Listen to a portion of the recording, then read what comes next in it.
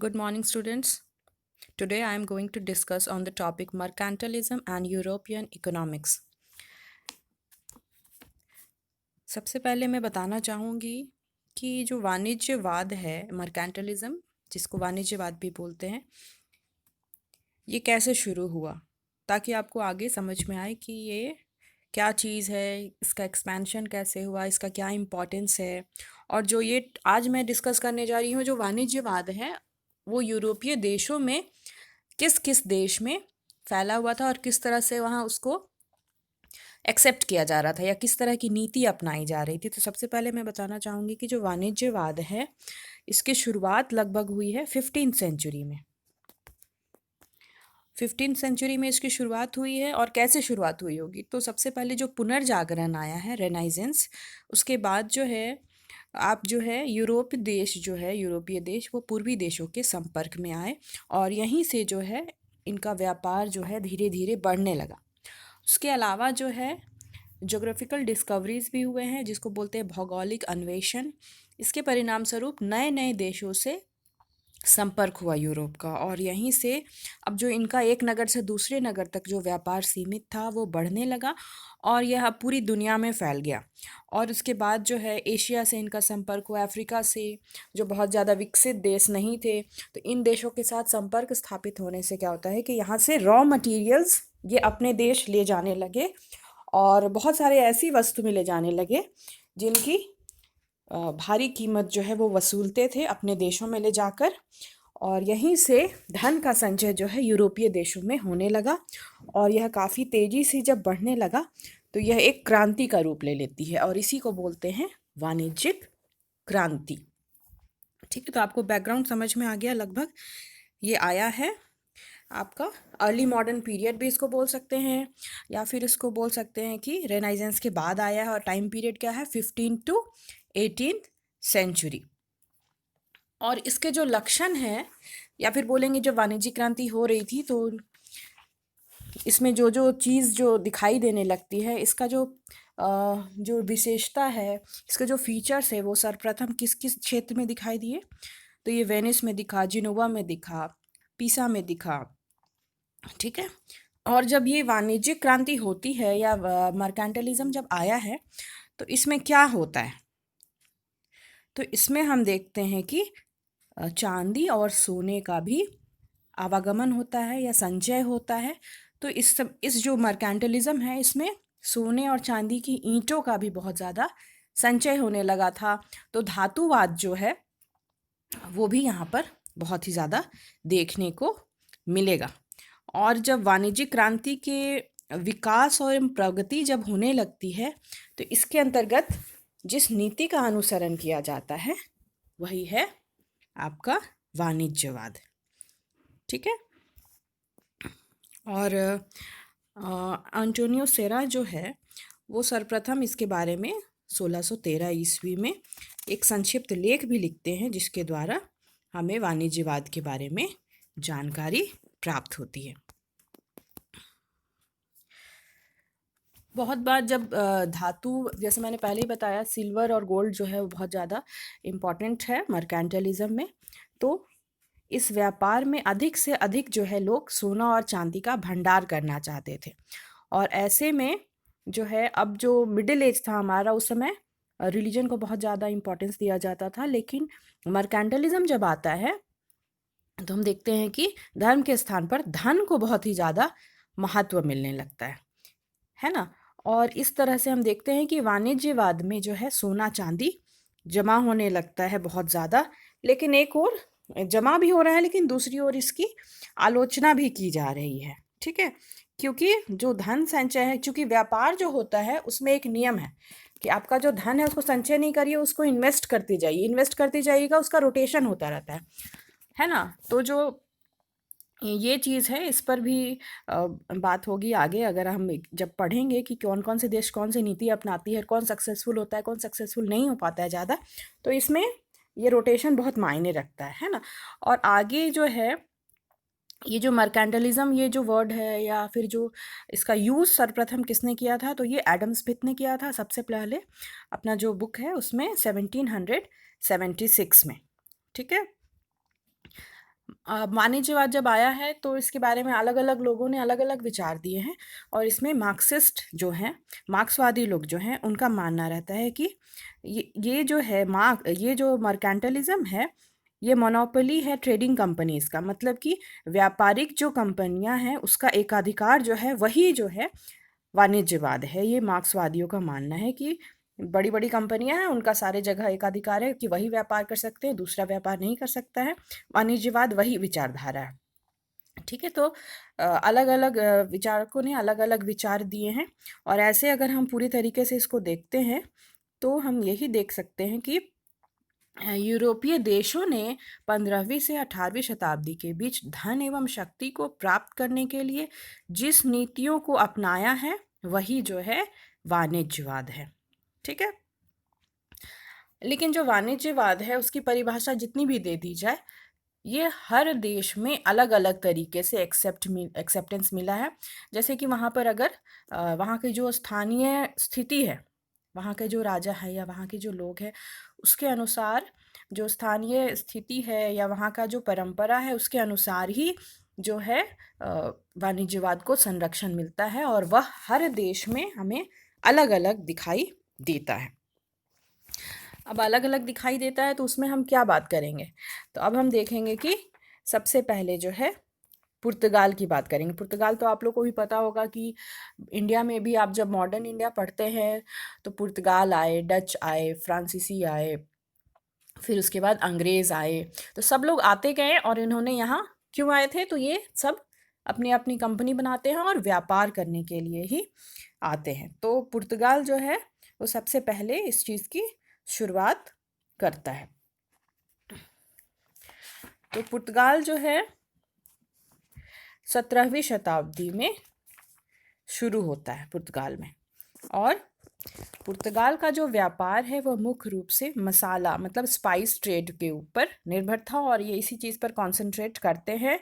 और इस व्यापार पर जो है इनका एकाधिकार एक हिसाब से था, लेकिन यहाँ के जो राजा हैं वही इस चीज़ की देख रेख करते थे। राजा के अंतर्गत ही सारा था कि ये व्यापार करते भी थे तो राजा के अनुसार ही सारा जो वस्तु है खरीदा जाता था और बेचा जाता था। इससे फ़ायदा किसको हो रहा था?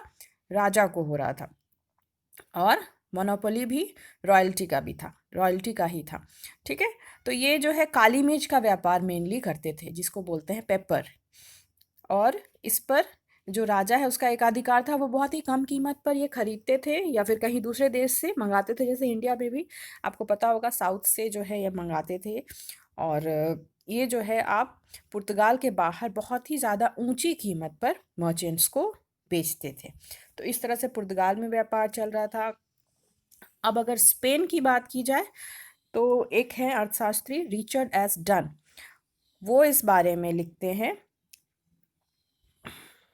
कि स्पेन जो है 16वीं शताब्दी में बहुत ही अच्छा और एक बहुत ही पावरफुल वाणिज्यिक राज्य बन चुका था। ठीक है, और यहाँ पर किस तरह से नीति का पालन हो रहा था? तो वहाँ भी राजा थे और उन्होंने बहुत ही कठोर वाणिज्यिक नीति जो है वो बनाई थी ताकि जो उनका व्यापार है या उनका जो एकाधिकार है अमेरिकी कॉलोनी में, अमेरिकी उपनिवेशों में या कहीं अन्य क्षेत्रों में वो बना रहे, वो टूटे नहीं। इसलिए उन्होंने बहुत ही वाणिज्यिक जो उसकी नीति थी उसको कठोर नीति बना के रखा था ताकि उनका एकाधिकार बना रहे। उसके अलावा वो नहीं चाहते थे कि सोना और चांदी जो है उसके देश से बाहर जाए। जब मैंने पहले ही बताया कि उसका रोटेशन होना चाहिए, लेकिन यहाँ रोटेशन वो नहीं कर रहे हैं उस तरह। वो चाह रहे हैं कि वो जमा होता जाए उसके देश में और वो निकलने नहीं दे रहे हैं। लेकिन निकलने नहीं देंगे तो क्या होगा? धीरे धीरे वो उनके माइनस में चला जाएगा, व्यापार बंद हो जाएगा धीरे धीरे, चूंकि इनका रोटेशन नहीं हो रहा है। तो ये जो इनका आइडिया था वो काम नहीं करता है और धीरे धीरे फिर जो है स्पेन से जो है सारा धन निकलने लगता है। ये थी स्पेन की नीति। अब अगर बात की जाए नीदरलैंड की, तो नीदरलैंड भी जो है वाणिज्यिक नीति अपनाता है, लेकिन यह यूरोपीय देशों की जो तुलना है उसकी नीति थोड़ी सी अलग है। बाकी देशों में जो है कृषि को इम्पोर्टेंस दिया जा रहा था, लेकिन यहाँ नीदरलैंड जो है कृषि को बहुत ज़्यादा इम्पोर्टेंस नहीं देता है। वो व्यापार में बहुत ही ज़्यादा आगे बढ़ना चाह रहा था और इस बारे में मैं बताना चाहूँगी कि भारत के साथ व्यापार में भाग लेने के लिए 1603 ईस्वी में इसने डच ईस्ट इंडिया कंपनी की भी स्थापना की थी। और वो जो है उसकी जो आर्थिक संरचना भी थी वो भी काफ़ी संतुलित थी।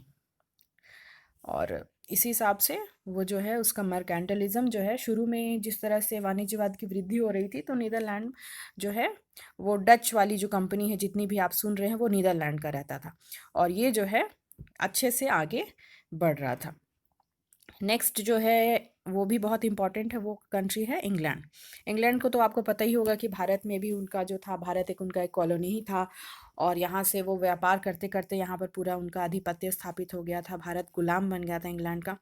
तो इसकी क्या नीतियाँ थी, क्योंकि ये भी बहुत सक्सेसफुल हुआ, यहाँ आगे चलकर इंडस्ट्रियल रेवोल्यूशन भी होता है, तो इसमें मर्केंटलिज्म यानी वाणिज्यवाद का बहुत ही बड़ा हाथ था।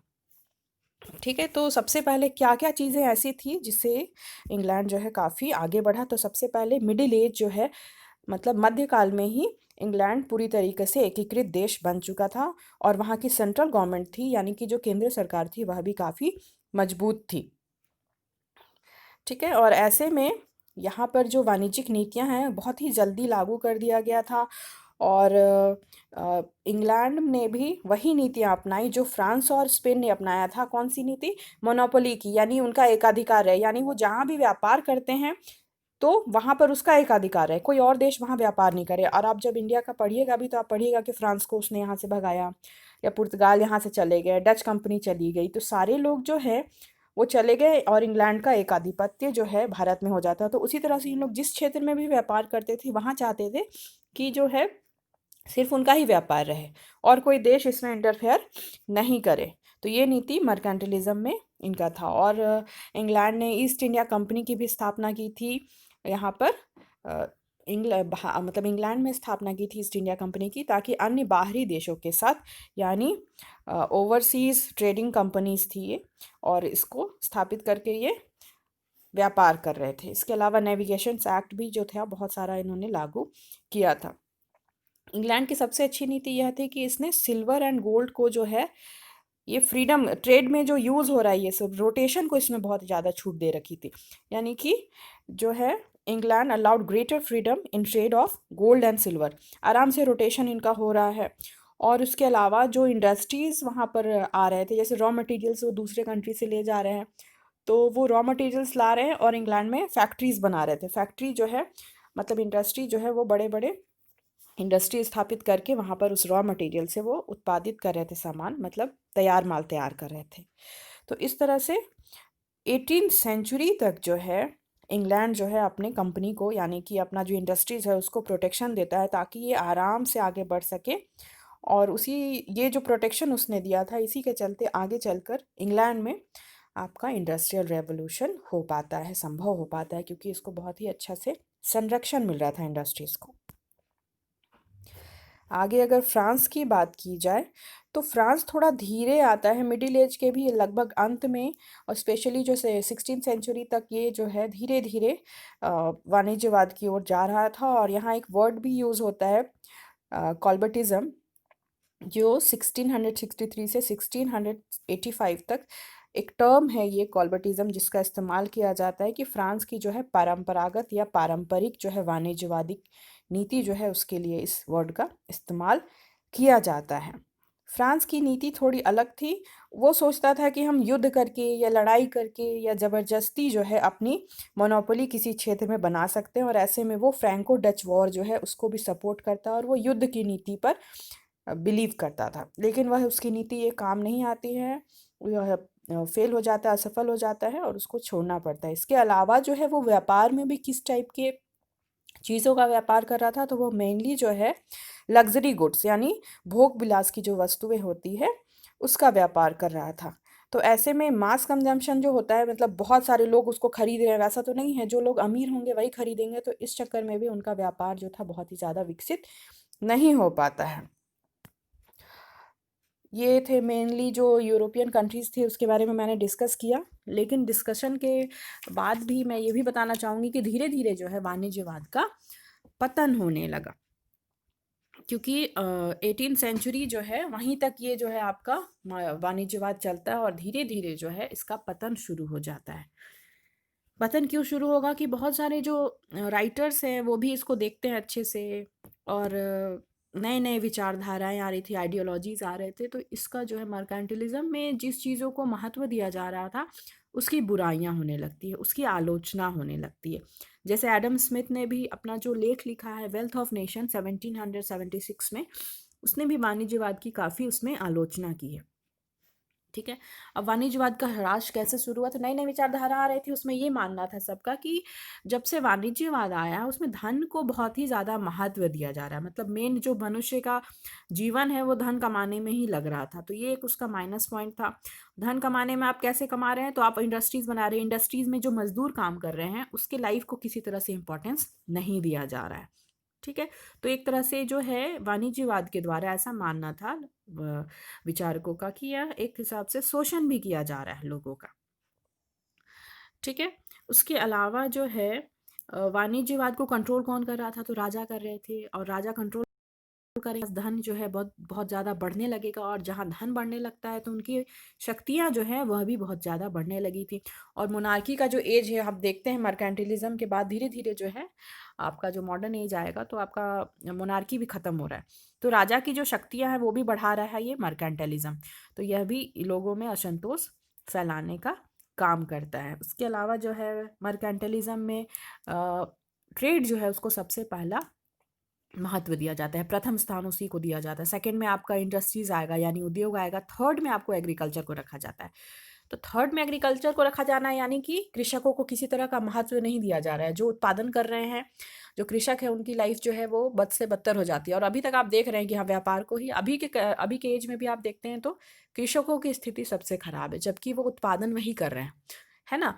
तो ये स्थिति आपका वहाँ भी रहता है, और ऐसे में जो वाणिज्यवाद है इसकी बहुत ही ज़्यादा आलोचना की जाने लगती है। इसके अलावा जो है धन संचय जो है बुलियन जो है इसमें इम्पॉर्टेंट है, लेकिन इसको भी बहुत ही ज़्यादा महत्व नहीं दिया जाने लगता है और इसको क्रिटिसाइज़ किया जाता है। और जिस तरह से मोनोपोली भी हो जाती है, इकोनॉमिक आइडियाज़ जो है उसको अडॉप्ट किया जा रहा है, मोनोपोली है कि हाँ ये कंट्री जा रहा है उस पर उसका उसका एक अधिकार है, तो इस तरह की जो चीज़ें हैं 18th सेंचुरी तक इसकी आलोचना की जाने लगती है और नए नए विचार आने लगते हैं। तो यहीं से उसका जो है वाणिज्यवाद का जो है नई आर्थिक नीतियाँ जब आने लगती है, लोगों के नए विचार आ रहते हैं तो विचार आने लगते हैं, तो इनका जो है वाणिज्यवाद का जो महत्व है धीरे धीरे चेंज होने लगता है। उसके अलावा जो है वाणिज्यवाद में जो है ये देखा जाता है कि चूंकि ये जब शुरुआती दौर में था तब इसे प्रोटेक्शन की ज़रूरत थी, यानी कि इन्फेंट स्टेज जिसको बोलते हैं, शैशवकाल की, जो छोटा है तो उसको आप प्रोटेक्शन दे रहे हैं, धीरे धीरे ये बहुत ही ज़्यादा मेच्योर हो जाता है, वृहद तरीके से हो जाता है, ये क्रांति बन जाता है, तो इसको एक प्रोटेक्शन की ज़रूरत नहीं है, और यहीं से फिर इसका जो पतन है वो शुरू हो जाता है। आज मैं यहीं तक डिस्कस करूँगी, नेक्स्ट मैं मर्केंटलिज्म के फिर और अन्य अन्य पहलुओं पर डिस्कस करूँगी। Thank you.